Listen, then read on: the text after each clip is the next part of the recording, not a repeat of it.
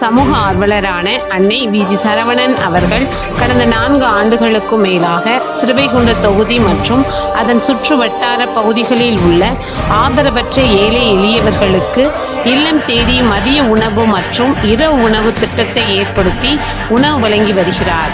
இந்நிலையில் தமிழக வெற்றிக் கழகத்தின் ஐம்பெரும் கொள்கை தலைவர்களுள் ஒருவரான சமூக ஆர்வலர் அஞ்சலை அம்மாளை கொள்கை தலைவராக அறிவித்ததன் ஈர்ப்பால் தமிழக வெற்றிக் கழகத்துடன் இணைந்து தமிழக வெற்றிக் கழக தலைவர் தளபதி திரு விஜய் அவர்களின் ஆசியுடன் கழக பொதுச் செயலாளர் அண்ணன் புசியன் ஆனந்த் அவர்களின் வழிகாட்டுதலின்படியும் 1000வது நாள் மதிய உணவு மற்றும் இரவு உணவு திட்டத்தை தமிழக வெற்றிக் கழகத்துடன் இணைந்து வழங்கி வருகிறார்.